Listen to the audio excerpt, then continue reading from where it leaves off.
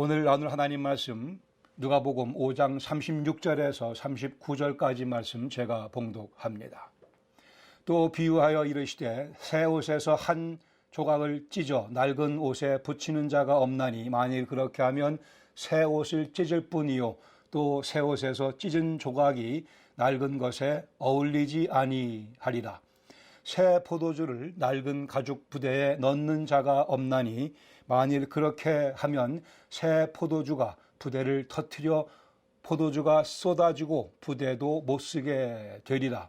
새 포도주는 새 부대에 넣어야 할 것이니라. 묵은 포도주를 마시고 새 것을 원하는 자가 없나니 이는 묵은 것이 좋다 함이니라. 아멘. 요즘은 우리가 카세트 테이프를 보기 힘들지만 또 카세트 테이프가 있다 하더라도 카세트 테이프를 플레이할 수 있는 그런 플레이어가 없는 그러한 현실이 되고 말았습니다. 그러나 과거에는 많은 설교를 이 카세트 테이프에 담아서 전달하곤 했습니다. 그때 이렇게 말하는 분들이 있었어요. 카세트 테이프에 들어있는 설교 가운데는 성령님이 역사하시지 않는다. 왜 그런 얘기 하는지 그렇게 얘기하는 분들이 실제 있었습니다. 카세트 테이프로 전달되는 설교에는 성령께서 개입하지 아니하시며 성령의 은혜가 카세트 테이프를 통한 설교로는 전달되지 않는다. 제가 보기에는 완전히 억지라고 생각이 됩니다. 아마 제 생각에는 제 소견에는 바리새인들도 그리 생각했을 것이라 여기며 낡은 부대에 갇혀있는 사고방식이라고 저는 판단합니다. 요즘 우리가 대면 예배를 드리지 못합니다. 그러나 비대면 예배, 우리가 지금 드리는 이러한 예배 시간에도 성령께서 대면 예배와 동일하게 역사하신다는 사실을 믿는 것이 성경적인 사고방식이며 새 포도주를 경험한 새 부대적인 사고방식이라 저는 확신합니다. 성령님은 그 무엇에도 제한받는 분이 아니시기에 우리 마음속에 성령님을 갈급하는 마음이 있으면 이러한 비대면 예배 얼마든지 주님께서 기뻐 받으시며 우리에게 은혜를 복을 내려 주십니다.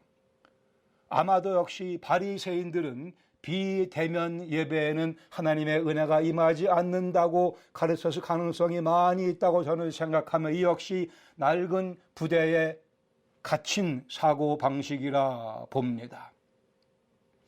이 온라인 예배 드릴 때 아쉬운 게 사실 많이 있습니다. 하지만 그 중에 하나는 찬송 부를 때에 화음을 넣어서 찬송을 부를 수 없다는 것, 저는 개인적으로 상당히 아쉽게 느껴집니다. 물론 우리가 박자가 개인적으로는 다 맞습니다. 그런데 같이 이렇게 묶어놓으면 페이스가 전체적으로 서로 다른 거죠. 틀린 게 아니고 다른 것입니다. 이 상황 가운데 어떤 분들은 그래서 은혜가 되지 않는다고 생각하는 분들이 있는데 낡은 부대에 갇힌 생각입니다. 여러분이 알아야 될 것이 있습니다. 하늘나라에는 최첨단 장치가 있습니다. 우리가 페이스가 틀리게 찬송을 부르고 그렇게 하지만 이 모든 것들을 다 여과시켜서 하나님 귀에는 한 목소리로 한 마음으로 한 성령의 이끄심을 받은 음악 소리로 아름답게 하나님 귀에 들리게 해주는 그러한 장치가 있다는 사실을 배우시기 바랍니다. 제가 봤습니다. 성경에 그렇게 써 있습니다. 하나님은 영이시기에 예배 드리는 자가 그리스도 예수 안에서 성령의 인도하심을 따라 드리라 말씀하고 있으며 그렇게 예배 드리면 아무리 찬송 소리가 좀 엇박자가 해도 괜찮습니다. 아니 화음 넣어서 불러도 된다고 저는 생각을 합니다. 역시 그 기계가 다 화음을 짜맞춰서 멋진 그러한 조화된 음악으로 하나님 귀에 들리게 해 드릴 거라고 확신합니다. 이것이 새 포도주를 경험한 새 부대의 사고방식이라고 저는 봅니다. 함께 예배드리는 영혼을 하나로 묶으시는 분은 성령님이십니다. 그리고 우리를 은혜 보좌 앞으로 같이 나아가도록 이끌어 주시며 이것만이 참된 예배라 성경은 말씀하고 있습니다. 이것이 성령 하나님의 역동적인 역사하심에 초점 맞추며 드리는 예배이며 아무리 비대면 예배라 하더라도 성령님의 역동적인 역사가 있으시면 그것이 참 예배인 것이고 아무리 대면 예배라 할지라도 성령님의 역동적인 역사하심이 없으면 그것은 껍데기만에 하나님께서 받지 못하실 예배로 전락해 버리고 맙니다.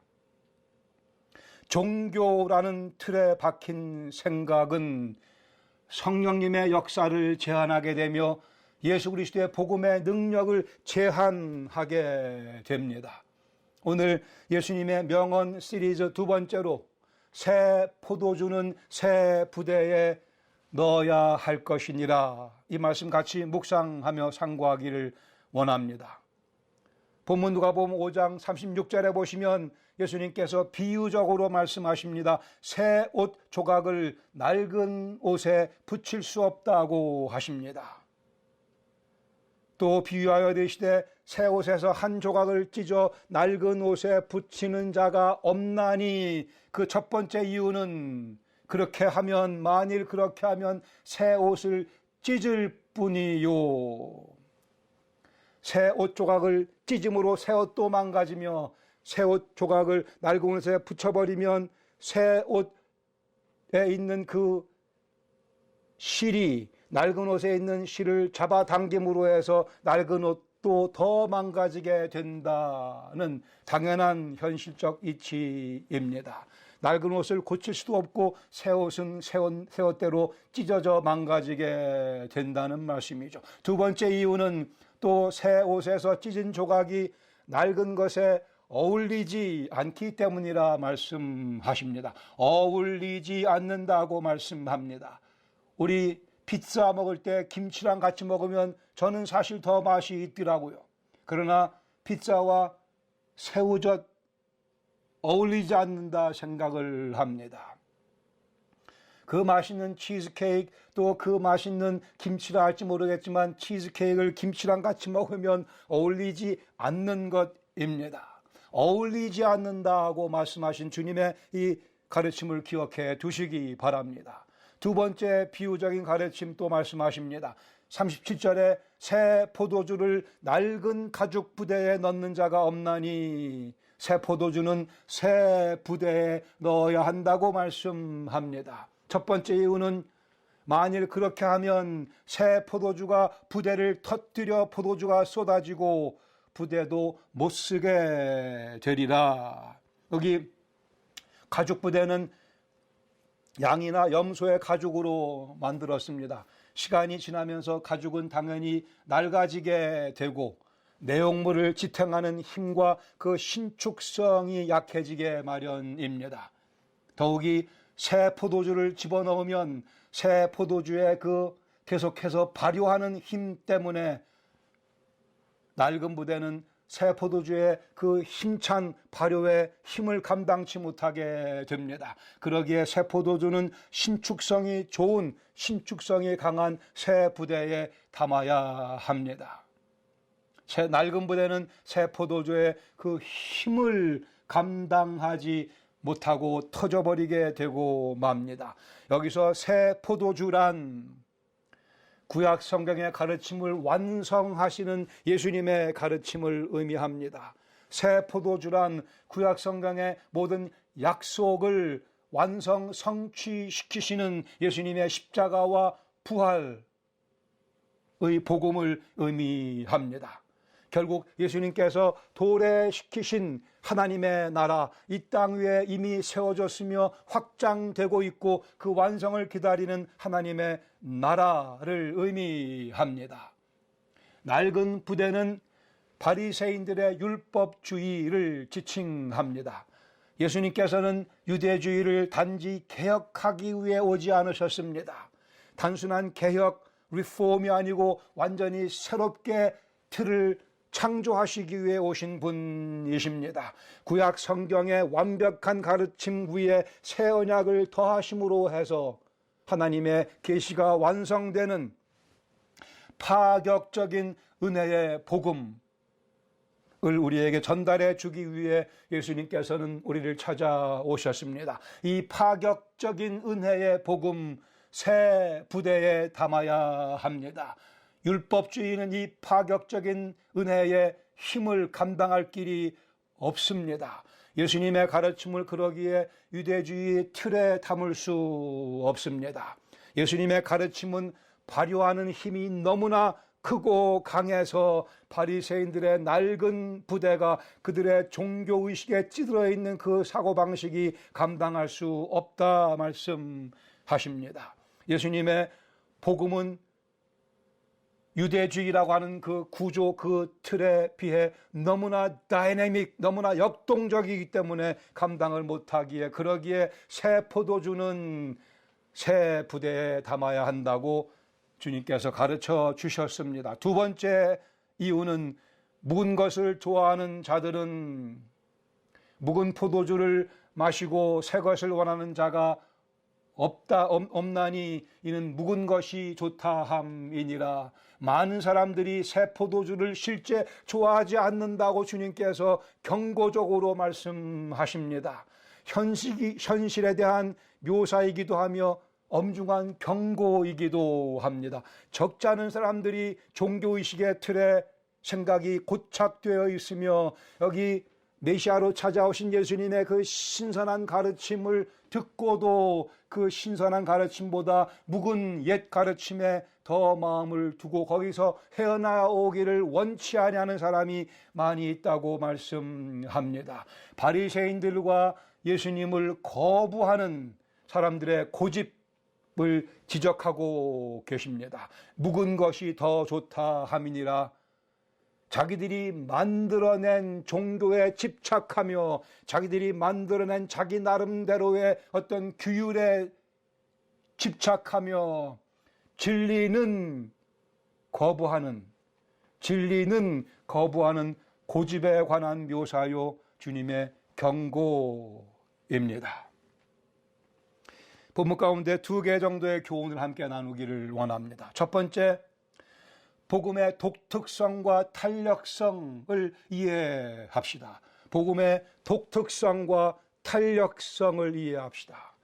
구원의 역사라고 하는 그러한 거시적인 흐름 가운데 이해를 해봅니다. 하나님께서 메시아 그리스도 예수님 이 땅에 보내심으로 해서 복음이 우리 앞에 완성돼서 있습니다. 이 복음은 독특합니다.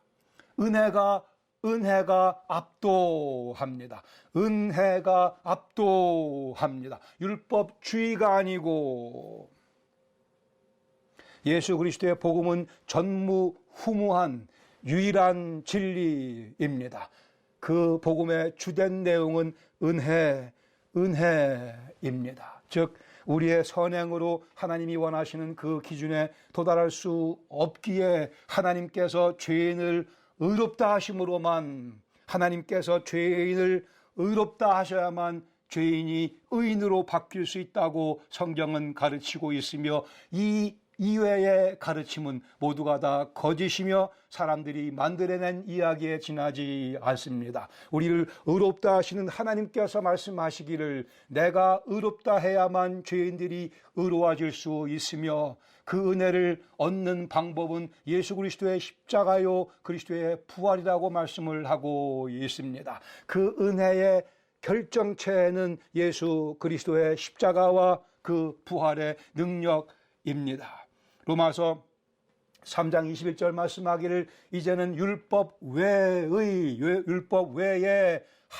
하나님의 한 의가 나타났으니 율법과 선지자들에게 증거를 받은 것이라. 구약 성경에서 늘 약속해 오셨던 그 말씀, 율법과는 관계없이 율법과는 무관하게 율법을 지킴으로써가 아니고 오직 하나님의 은혜, 즉 메시아 사건을 통해서만 구원을 받을 수 있다고 말씀합니다. 여기서 온 인류 역사는 최대의 전환점을 맞이하게 됩니다. 하나님으로부터 한 의가 나타남으로 해서 인류는 비로소 소망의 빛을 보게 되었으며 누구도 이룩할 수 없었던 자기 선한 행위로 도달할 수 없었던 그 구원에 오직 하나님의 은혜로만 도달할 수 있는 변화를, 전환점을, 혁명적인 전환점을 경험하게 됩니다. 이는 구약성경 스가랴 14장 20절에 말씀하신 내용, 그날에는, 그날 즉 메시아가 오시는 그날에는 말 방울에까지 여호와께 성결이라, 즉 말에 다른 그 방울조차도 거룩하게 만드실 것이라, 여호와의 전에 있는 모든 솥이 저단 앞 주발과 다름없이 성물이 거룩한 물건이 될 것이라고 예언하셨고 약속하셨고, 우리 예수님께서 오셔서 이 거룩을 우리에게 퍼뜨리고 계십니다. 그날 즉 하나님의 아들이신 예수님께서 메시아로 우리를 찾아오셔서 십자가에서 우리의 죄를 다 짊어지고 죽으셨다가 부활하시는 그 사건을 통하여 이 스가랴서에 있는, 또 구약에 있는 수많은 약속이 현실로 성취가 되었습니다. 복음은 다른 그 무엇과도 어느 종교와도 비교할 수 없습니다. 섞을 수 없습니다. 오직 하나님의 은혜로 우리는 그 은혜에 참여하게 됩니다. 예수님께서는 누가복음 22장에 보시면 최후의 만찬을 드시면서 저녁을 먹은 후에 잔도, 포도주가 든 새 포도주를 기억나게 합니다. 그 잔도 이와 같이 하며 이르시기를, 이 잔은 내 피로 세운 새 언약이니 곧 너희를 위하여 붓는 것이라. 우리를 위해 쏟아 부으신 당신의 피를 상징하는 포도주, 새 포도주 우리에게 부어졌습니다. 이는 에레미야 31장에 있는 새 언약이 성취되는 그러한 결정적인 자리요 현실이었습니다. 여기서 우리는 복음의 독특성을 다시 한번 확인하며 더 나아가 두 번째, 복음의 탄력성도 이해하셔야 할 것입니다. 하나님의 은혜는 죄인도 덮어준다. 하나님의 은혜는 죄인도 받아들여준다는 사실입니다. 아니, 실상 하나님의 은혜는 죄인만 품습니다. 우리가 지난주에 본 것과 마찬가지로 건강한 자에게는 의사가 쓸데없고 오직 병든 자에게라야 의사가 쓸데있나니. 세상에는 몇 종류의 사람들이 있다고요? 세상에는 한 종류의 사람밖에는 없었습니다. 모두가 다 동일한 한 카테고리에 들어가는 죄인뿐이었습니다. 그러나 의사이신 예수님께서 오심으로 해서 그 의사를 만나 병 고침받아 건강하게 된 무리, 그리고 건강하게 되어야 될 무리, 두 무리가 이 땅에 존재하게 되었습니다. 또한 동시에 그리스도를 믿은 사람과 그리스도를 믿어야 할 사람의 두 종류의 사람들이 이 땅에 지금 살고 있습니다. 다시 로마서 3장 21절 말씀, 이제는 율법 외에 하나님의 한 의가 나타났으니 율법과 선지자들에게 증거를 받은 것이라, 곧 예수 그리스도를 믿음으로 말미암아 모든 믿는 자에게 미치는 하나님의 의인이 차별이 없느니라. 우리가 언급하는 의는 우리의 의가 아니고 하나님께서 주신 의요, 예수님을 통해서 우리에게 그 모든 믿는 자에게 주신 미치는 하나님의 의라 말씀합니다. 양반과 상놈의 구별이 없이, 한국 사람과 미국 사람의 구별이 없이 모든 믿는 자에게, 바리새인들의 낡은 부대, 세리와 죄인의 친구가 되어주신 예수님을 비난했습니다. 그 예수님이 메시아는 물론이거니와 선지자도 되지 못한다고 낡은 부대는 그리 생각을 했습니다. 낡은 부대이기 때문에 건강한 힘으로, 강한 힘으로, 막강한 힘으로 발효하며 팽창하는 복음, 죄인까지도 다 덮어주는, 죄인까지도 포옹하는 그 복음의 발효 능력을 낡은 부대는 이해할 수 없었습니다. 복음의 탄력성을 바리새인들은, 낡은 부대는 감당할 수 없었습니다. 탄력성을 지닌 새 부대의 사고방식만이 죄인을 구원하는 복음의 탄력성을 이해할 수 또한 감당할 수 있습니다. 낡은 부대는 정죄하는 율법주의이지만 새 부대는 오래 참으시는 하나님의 용서의 복음, 은혜의 복음입니다. 사도행전 11장에 보시면 초대교회가 이 문제로 바리새인들이 율법주의가 우기는 낡은 부대와 새 포도주의 문제로 갈등하는 것을 우리가 여기저기서 보게 됩니다. 베드로가 예루살렘에 올라가실 때 할례자들이 비난하여 이르기를 내가 무할례자 즉 고넬료의 집에 들어가 함께 먹고 교제했다 하니 베드로가 그들에게 이 일을 차례로 설명하기 시작을 합니다. 즉 새 포도주가 우리에게 임했음을 그러기에 새 포도주를 새 부대의 사고방식으로 이해하며 적용해야 될 것을 설명해 줍니다.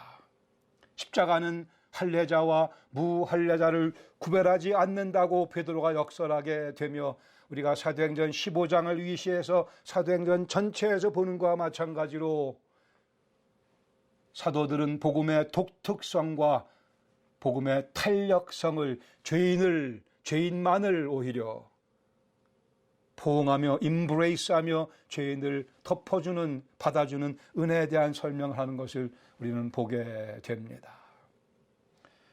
복음의 독특성과 탄력성 아주 중요한 주님의 가르침입니다. 두 번째로 복음의 거룩함과 세련됨을 우리는 체험해야 합니다. 이것은 개인적인 삶에서의 적용이라 하겠습니다. 역사의 흐름 가운데 메시아가 임하셨고 이제 우리는 그 예수님 믿음으로 우리 개인의 삶에 어떤 변화가 일어났는가. 첫 번째, 복음의 거룩함. 이 거룩함은 전가된 거룩함입니다. 내 거룩함이 아니고 하나님께서 그리스도 예수를 통해서 우리에게 전염시키신, 아주 강하게 전염시켜 주신 거룩함입니다. 고린도전서 1장 30절 말씀하기를 너희는 하나님으로부터 나와서 그리스도 예수 안에 있고 예수는 하나님으로부터 나와서 우리에게 지혜와 의로움과 거룩함과 구원함이 되셨다고 말씀합니다. 이제 예수님께서 우리 안에서 지혜, 의로움, 거룩함, 구원이 되셨습니다. 우리에게 이 거룩함을 전가시켜 주셨습니다. 전염시켜 주셨습니다. 지저스 바이러스로 완전히 전염되게 해 주셨습니다. 참된 거룩함, 즉 바리새인들이 얘기했던 외면적 거룩함이 아니고 이 내면에서부터 뿜어져 나오는 거룩함을 예수님께서 우리 속에 전염시켜 주셨습니다. 사람의 노력으로 성취하는 거룩함이 아닌 성령님의 인도하심에 순종할 때 맺혀지는 거룩함 우리에게 허락하셨습니다. 복음의 거룩함의 능력, 아름다움, 매력. 두 번째는 이 거룩함이 우리의 인격과 삶 속에서 세련된 모습으로, 복음의 세련됨으로 나타나게 됩니다. 안에서 시작하여 밖으로 나타나는 거룩함이겠습니다. 다시 고린도전서 1장 30절 말씀이요. 너희는 하나님으로부터 나와서 그리스도 예수 안에 있고 예수님은 하나님으로부터 나와서 우리 안에 지혜와 의로움과 거룩함과 구원함이 되셨으니 31절 기록된 바 자랑하는 자는 주 안에서 자랑하라 함과 같게 하려 함이라. 이 말씀은 우리가 이제 자랑거리가 생겼다는 뜻입니다. 예수님께서 우리 속에 거룩하심이 되어주심으로 해서 의와 지혜와 거룩함과 구원함이 되어주심으로 해서 우리 속에서 자랑할 것이 생겨났다고 말씀하며 그것들을 자랑하며 살아가라 권면하십니다. 여기 자랑거리는 참된 거룩함입니다. 내면에서 시작되는 거룩함입니다. 예수님 닮아 세련된 모습입니다. 멋진 모습입니다. 가끔 그런 광경을 봅니다. 어떤 아가씨가, 예쁘게 생긴 아가씨가 껌을 씹는데 입을 쩍쩍 벌려가며 껌을 씹으면 아주 기분이 이상해집니다. 게다가 딱딱 소리까지 내면서 껌을 씹어가면 아주 슬퍼집니다. 아니면 옷차림은 비록 남루하지만 옆에 있는 분의 무거운 짐을 웃음으로 함께 들어주는 그러한 여유를 지닌 신사들도 만나게 됩니다. 진리를 아는 사람은 세련됩니다. 거칠의 세련이 아닌 속에서 나오는 세련미입니다. 멋진 양복이 선사하는 세련됨이 아니요 언행과 인격의 고결함을 의미합니다. 성경은 이를 새 포도주라 말씀하며 새 부대에 담긴 포도주라 말씀합니다. 명함에 40일 금식기도 5회 실시 이렇게 적어놓고 다니는 분 저는 만난 적이 있습니다. 세련된 모습이 아닐 뿐 아니라 예수님의 가르침에 반하는 모습입니다. 성경 통독을 20번, 30번 하신 분에게 묻습니다. 성경 통독 몇 번이나 하셨습니까? 그러면 겸연쩍어 하며 수줍어하며 답을 못하는 세련미를 말씀합니다. 예수님 방법대로 예수님 믿어야 합니다. 예수님께서 멋지다 하는 것을 추구해야 합니다. 새 포도주는 새 부대에 넣어야 합니다. 새 부대에 담아야 합니다. 예수님께서 가르쳐 주시는 고결한 새 포도주의 생각으로 우리의 생각을 바꾸어 나가야 합니다. 묵은 것을 좋아하는 고집을 버려야 내다 버려야 합니다. 외적인 것에 필요 이상으로 집착하는 외적인 것에만 초점 맞추는 바리새인들의 모습을 우리 속에서 끄집어내며 버려야 합니다. 예수 그리스도의 새 포도주로 우리 속을 채우며 우리가 새 부대가 되어야 합니다. 예수님 믿는 것을 다시 한번 종교로 오해하지는 마시기 바랍니다. 종교의 틀에 박힌 생각으로 성령님의 역사를 제한하거나 예수님의 복음의 능력을 제한해서는 안 될 것입니다. 성경에서 금지하지 않는 것을 금지하지 마십시다. 성경에서 요구하지 않는 것을 내 나름대로의 기준을 세워놓고 요구하지는 마시기 바랍니다. 이는 낡은 포도주며 낡은 부대적인 생각입니다. 예수님의 가르침만큼 엄격해야 하며 그것이 새 포도주입니다. 그러나 동시에 예수님의 가르침만큼 탄력성과 신축성을 갖고 사고해야 하며 그것이 새 부대적인 사고방식입니다. 우리는 은혜가 율법주의를 몰아낸 하나님 나라에 속해 살고 있는 하나님 나라의 시민입니다. 거룩함이 부정함을 압도하는 하나님 나라의 시민입니다. 예수님께서 말씀하십니다. 새 포도주는 새 부대에 넣어야 할 것이니라. 아멘. 우리 같이 기도하시겠습니다. 성령님께서 이 말씀을 더 여러분이 깊이 깨달을 수 있도록 도와주시기를 바랍니다. 내 삶 속에 내 사고 속에 낡은 포도주 같은 묵은 포도주 같은 낡은 부대 같은 것들을 주님 보여주시고 다 내던지게 하시옵소서. 성령의 역동적인 역사하심이 내 생각을 지배하며 예수 그리스도의 가르침에 더욱더 초점 맞추며 그리스도의 가르침의 엄격함과 탄력성을 동시에 배워나갈 수 있도록 도와주시옵소서. 아버지 하나님, 우리 예수님께서 명언을 또 우리에게 전해주셨습니다. 묵은 포도주 내버리고 아깝다 우기지 말고 다 내다 버리고 새 포도주, 새 부대적인 사고방식으로 살아가라 초청해 주시니 감사드립니다. 이것이 우리에게 그리스도의 복음으로 강하게 다가올 수 있도록, 우리의 그리스도 안에서의 삶이 더욱더 즐거울 수 있도록, 더 신선할 수 있도록, 더 진리에 가까이 다가갈 수 있도록 은혜 내려 주시옵소서. 예수님의 이름으로 감사드리며 기도합니다. 아멘.